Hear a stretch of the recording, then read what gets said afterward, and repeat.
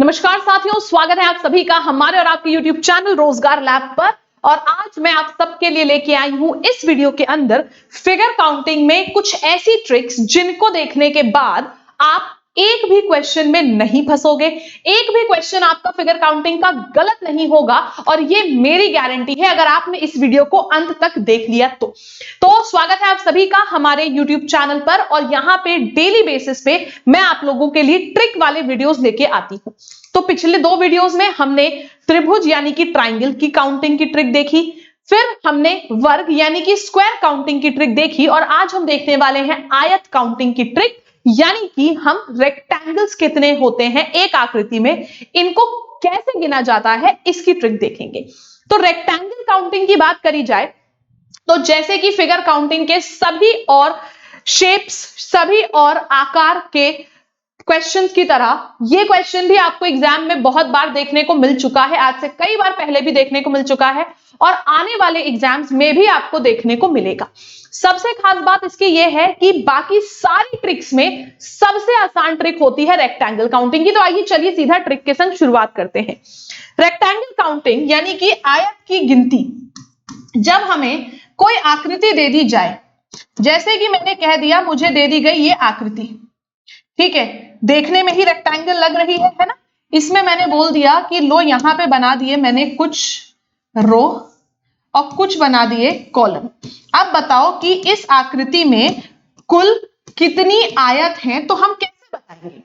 कुल कितनी आयत हैं तो कैसे बताएंगे? क्या हम एक एक करके गिनेंगे?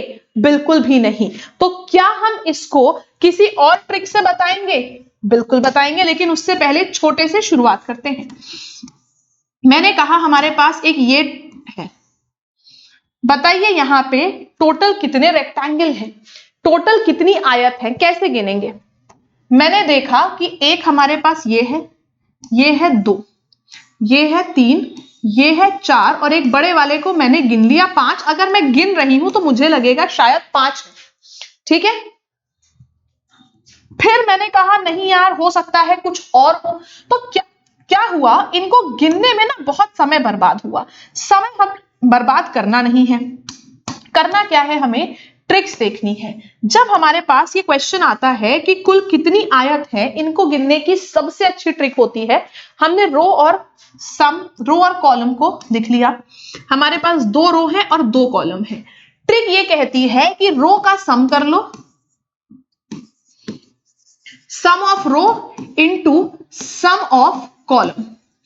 रो का और कॉलम का सम कर लो और दोनों को मल्टीप्लाई कर दो, यानी कि दोनों को जोड़ के मल्टीप्लाई कर देना है। तो टोटल रो हमारे पास कितनी थी? 2, ठीक है।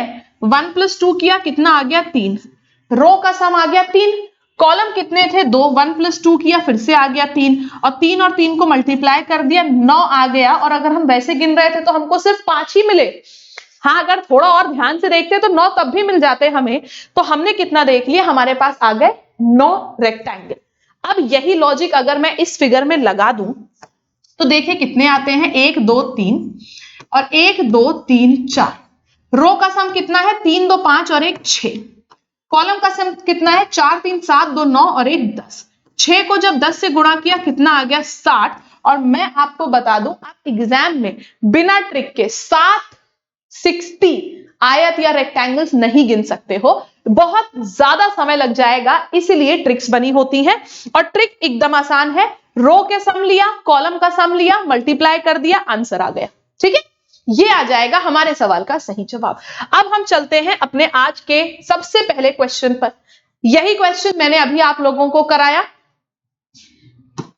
2 रो है और 2 कॉलम है।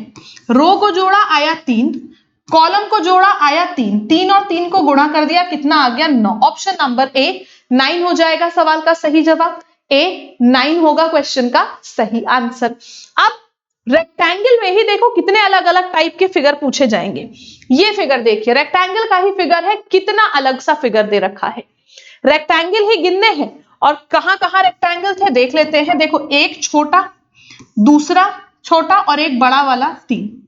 और अगर मैं इसमें फॉर्मूला लगा के देखूं तो रो है हमारे पास 2, 1 + 2 3, और कॉलम था सिर्फ 1, तो 3 × 1 3। हालांकि इतने छोटे के लिए फॉर्मूला लगा के देखने की जरूरत नहीं थी। ये था 1, ये था 2, और दोनों को मिला लिया 3। 3 यहां से हो गया 3, यहां से हो गया 3, यहां से हो गया 3, और यहां से हो गया 3। तो टोटल में कितने मिल गए? 3 3 6, 3 9, और 3 मिलके हो गया 12। ऑप्शन नंबर सी 12 हो जाएगा सवाल का सही जवाब। सी 12 will be the correct answer. ठीक है, चलिए नेक्स्ट पे आते हैं। अगला क्वेश्चन देख के आंसर करेंगे। यहां पे गिनना है हमारे पास कुल कितनी आयत है इस आकृति के अंदर, टोटल नंबर ऑफ रेक्टेंगल। फिर वही फॉर्मूला लगाएंगे। कितनी रो थी? 1 2 3। कॉलम कितने थे? 1 2 3। क्या फॉर्मूला था?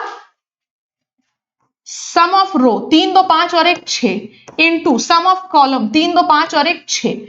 6 गुणा 6 कितना आ गया? 36। ऑप्शन नंबर डी 36 हो गया सवाल का सही जवाब। D 36 is the correct answer. ठीक है, अगले सवाल पे आते हैं। अगला क्वेश्चन बहुत बढ़िया होने वाला है। ये बताइए, बहुत अच्छा सवाल है। अब यहां पे अगर मैं देखूं तो मुझे नंबर ऑफ जो रेक्टेंगल्स हैं वो थोड़े कम दिखते हैं। वहां पे यहां पे रेक्टेंगल्स जो हैं वो थोड़े कम दिखते हैं। ऑप्शंस में तो काफी ज्यादा रेक्टेंगल दिख रहे हैं। तो क्या देखें ऑप्शन में कोई गड़बड़ी है या फिगर ही हमारा गलत है? चलिए देखते हैं। यहां पे फॉर्मूला हमारा लगेगा कैसे? यहां फॉर्मूला ऐसे लगेगा, ये लगेगा फॉर्मूला हमारे पास। ठीक है, 1 2 3 sum of row into sum of column. Row हमारी सिर्फ 1 है और कॉलम का सम कितना है? 3 2 5 और 1 6। 1 को 6 से गुणा किया तो 6 आयत या 6 रेक्टेंगल मिल गए यहां पे हमको। ठीक है, उसके बाद अगर मैंने ऊपर देखा, अब नीचे वाले को देख लिया, नीचे वाले को देख लिया, अब ऊपर यहां से मिल गए हमको टोटल 6। ऊपर वाले को देखा हमने, ये हो गया हमारा 7, और इन दोनों को मिला लिया तो कितना आ गया? 8। तो ऑप्शंस में डेफिनेटली कोई गड़बड़ी थी क्योंकि आंसर यहां पे आ रहा है 8। 6 पहले आ गया था, 2 और जोड़ लिया, कितना आ गया? 8। कितने कुल कितने आयत थी इस आकृति में? 8। 8 रेक्टेंगल्स वर देयर। ठीक है, चलिए अगले सवाल पे चलते हैं। इस क्वेश्चन को देख के आंसर करेंगे। इस सवाल को देख के जवाब देंगे। सवाल में हमारे पास है सिर्फ 2 रो और कॉलम है 4। सम ऑफ रो किया, 2 और 1 मिलके हो गया 3। सम ऑफ कॉलम किया, 4 3 7, 2 9 और 1 हो गया 10। 3 गुणे 10 कितना आ गया? 30। कुल कितने रेक्टेंगल हो गए? 30। Sum of row into sum of column, खत्म बात। ठीक है, अगला सवाल देखने में तो बहुत ही सिंपल है, लेकिन क्या इसमें आपको गलत आंसर आने की संभावना है? क्या ये सवाल हमको थोड़ा फंसा सकता है? आइए देखते हैं। मैंने कहा इस रो में देख लेते हैं 1 2 3 4। अभी मैं सिर्फ ऊपर वाली रो को अलग से देखूंगी, नीचे वाले को अलग से। 4 3 7, 2 9 और 1 10। सम ऑफ रो है सम ऑफ रो हमारे पास सिर्फ 1 है। कॉलम का सम कितना आ गया? 10। 1 इंटू 10 कितना आ गया? 10। ठीक है, फिर इधर आते हैं। एक ट्राइंगल 11, एक हमारे पास रेक्टेंगल 11, और जब बेटा इसी को तुम बड़ा कर दोगे ना तो ये 12 हो रहा है कि नहीं? हो रहा है ना 12। फिर एक ये हमने देखा 13, और जब इसी को बड़ा कर दिया तो कितना हो गया? 14। तो 10 हमको पहले मिल गए थे, 4 और मिल गए, तो 10 और 4 मिलके कितना हो गया? 14। और मैं जानती हूं यहां पे बहुत सारे लोग 12 ही आंसर करेंगे। 14 आंसर करने वाले बहुत कम लोग होंगे, क्योंकि ये क्वेश्चन में हम फंस सकते हैं। आपको क्या बताया? हमेशा याद रखो 80% 90% आंसर तुम्हें ट्रिक से मिल जाएगा। 10% खुद भी मेहनत करनी पड़ेगी आंसर निकालने के लिए। जैसे यहां पे मैंने किया कि मुझे 10 रेक्टेंगल, ट्राइंगल बार बार बोल रही हूं, माफ करिएगा।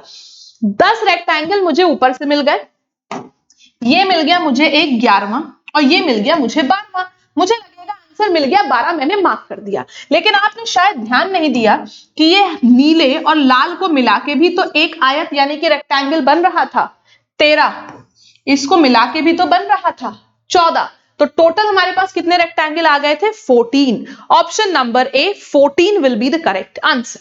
ठीक है, तो यहां पे आज के इस वीडियो में हमने सीखी कुल आयत को काउंट करने की ट्रिक्स। जैसे कि आप सब जानते हैं कि यूपी के एग्जाम्स की नोटिफिकेशन कभी भी आ सकती है, तो उसके लिए आपको तैयारी अपनी बरकरार रखनी है, जिसके लिए आप हमारे चैनल को सब्सक्राइब करिए। आपके लिए हर दिन कोई ना कोई बेहतरीन से बेहतरीन ट्रिक का वीडियो लेके हम आते हैं, तो इसीलिए चैनल को तुरंत सब्सक्राइब करिए। आगे के और ट्रिक वाले वीडियोस के लिए आज ही सब्सक्राइब करें हमारे चैनल को। और जितने लोगों ने भी पहले के वीडियोस नहीं देखे हैं, तुरंत जाके सारे वीडियोस देखिए पहले के, क्योंकि आप लोगों को ट्रायंगल और स्क्वायर यानी कि त्रिभुज और वर्ग दोनों के काउंटिंग की ट्रिक मैंने पहले ही बता दी है, तो जाके उसको भी देख लीजिए। मिलते हैं अगले वीडियो में, तब तक के लिए जय हिंद, जय भारत।